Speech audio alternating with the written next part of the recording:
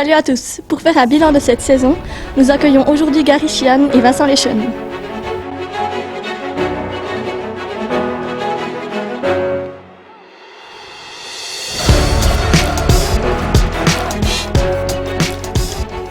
Alors, le chemin du HCA s'est arrêté en demi-finale il y a une semaine. Quel sentiment prédomine aujourd'hui?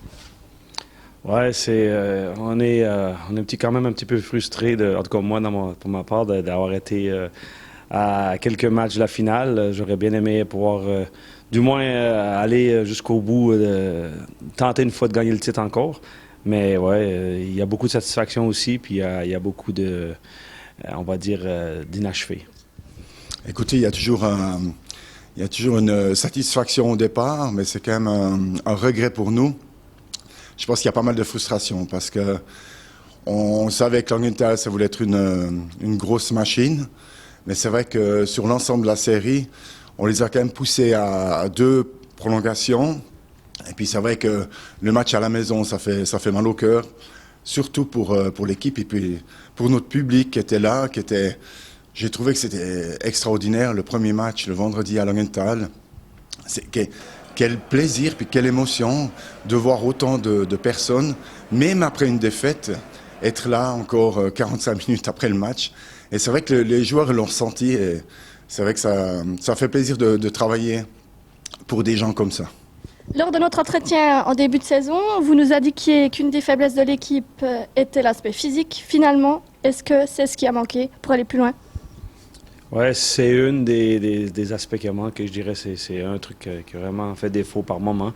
Mais dans le fond, on s'en est assez bien sorti physiquement. Je pense que c'est au niveau de la profondeur de l'équipe, surtout qu'on a manqué de joueurs, on a manqué de contingent sur la fin. On a utilisé 18 cartes B pendant la saison, alors qu'on n'en a eu que 2 à disposition pour les playoffs et c'était trop peu. Alors justement, après le titre de l'année passée, le vestiaire a subi de grosses modifications. Globalement, est-ce que vous êtes satisfait du parcours de cette équipe? Oui, assez satisfait du parcours quand même. Il y avait trop de changements, je pense. Malheureusement, on a dû faire trop de changements, mais et l'équipe était probablement un petit peu immature, un peu trop jeune au départ. Mais le chemin qu'on a fait, la progression qu'on a fait dans un championnat difficile, je suis satisfait quand même parce qu'il y a des joueurs qui partaient de rôles secondaires à des rôles importants ici. Puis ils ont mis du temps, mais depuis le mois de novembre, mi-novembre, décembre, on a vraiment senti une équipe qui prenait forme.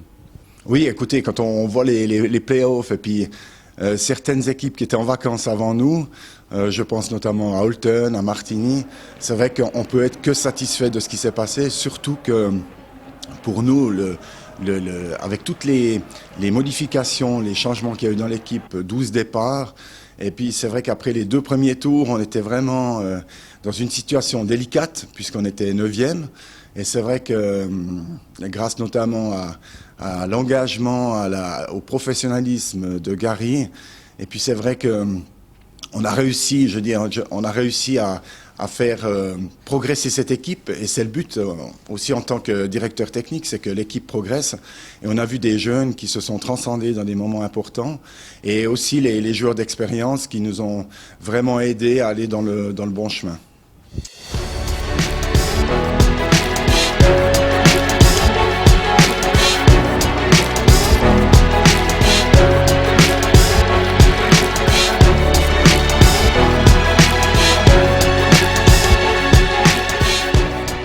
Parlons un peu de la prochaine saison. Vous êtes déjà très actif sur le marché des transferts.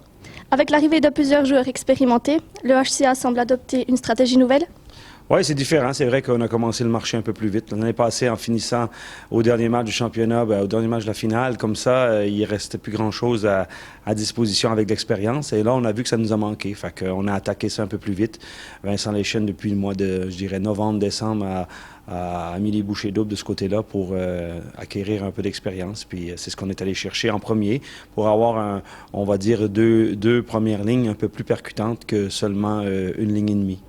Alors écoutez, c'est vrai qu'on a beaucoup parlé avec le comité directeur, parce que c'est vrai que le comité directeur aussi est avec nous. Il travaille énormément dans les coulisses, mais aussi au niveau des transferts. On a eu beaucoup de séances, puis c'est vrai que on est allé dans une autre direction, c'est-à-dire qu'on a voulu être très actif au départ pour avoir une fois d'avoir 3-4 joueurs d'expérience qui peuvent entourer nos jeunes. C'est vrai que cette année, c'était un peu plus délicat pour entourer les jeunes, puisqu'il n'y avait pas beaucoup de joueurs d'expérience. Mais l'année prochaine, c'est vrai qu'on a été très actifs pour avoir des joueurs qui peuvent jouer dans les 2 premiers blocs, qui fait beaucoup de différence par rapport à d'autres équipes où c'est vrai que si tu peux pas mettre un jeune dans son rôle à lui, ça devient plus difficile et puis la progression, elle n'est pas la même. Tandis que là, ils sont vraiment bien entourés avec un Reto Schmutz, avec un Philippe Wüst, avec un Arnaud Montandon, avec Constantin Schmitt, en espérant que sa blessure ça aille et puis qu'il soit à 100% au mois d'août. Mais c'est vrai que là, on est parti sur des bonnes bases. Et c'est vrai que c'est aussi plus facile aussi pour moi maintenant de travailler avec plus de recul, puis d'attendre vraiment la bonne opportunité pour la suite. Ça veut dire que la HCA version 2017-2018 aura des ambitions plus grandes? Oh oui. Non, mais à chaque année, on espère jouer et gagner notre dernier match. Fait que je pense pas que c'est une région ou une équipe où on va encore se mettre la pression à vouloir finir dans les premiers. Je pense que le quatuor de tête, il va rester plus ou moins la même chose. Advenant une équipe de Liga qui tomberait ou advenant les mêmes, les gros budgets vont rester les favoris. Mais je pense qu'on va être encore une fois bataillé pour la 4e, 5e place. Ça serait parfait.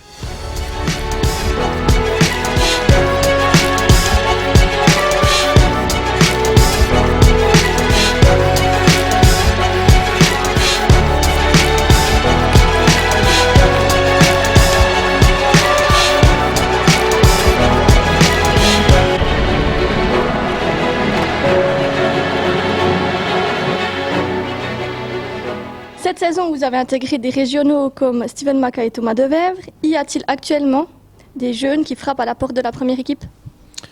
Oui, il y a des jeunes, il y a beaucoup de jeunes qui frappent à la porte, mais c'est clair qu'il est difficile aussi d'un championnat comme ça de passer on va dire, des juniors élite B à la Ligue nationale B. Il y a quelques jeunes qui ont joué dans des catégories élite A ailleurs, qui sont sur le marché aussi. Alors on regarde ça, on scrute ça, on ne peut pas promettre à personne une place sûre. Il faut peut-être faire des essais pendant le mois d'août avec eux et voir comment ils s'en sortent. Et encore une fois, je pense qu'on veut un contingent un peu plus étoffé. Fait que je ne serais pas surpris d'avoir 1 ou 2 joueurs en plus pour commencer la saison plutôt que d'avoir à courir après des cartes B comme on l'a fait cette saison. Alors, dernière question, quel programme vont suivre les joueurs ces prochains mois? Bon, là, ils auront une période de repos un peu, environ 5 à 6 semaines, mais la plupart, après 3 semaines, se remettent à l'activité physique tout de suite. Et nous, on va les reprendre en main, probablement mi-avril, après Pâques. Et sérieusement, depuis le début mai, la reprise des entraînements d'été, sérieusement. Je pense que à mi-avril, ça va être une reprise tranquille pour garder l'intérêt et puis garder un petit peu de musculation, garder un petit peu d'entraînement. Mais sérieusement, on doit quand même couper l'aspect physique. Ils ont besoin de changer d'un peu de façon de faire et puis on recommence vraiment fort au mois de mai pour être prêt au mois d'août. Merci beaucoup. De rien, merci. Quant à nous, on se retrouve à la soirée de clôture vendredi. À bientôt, bye bye.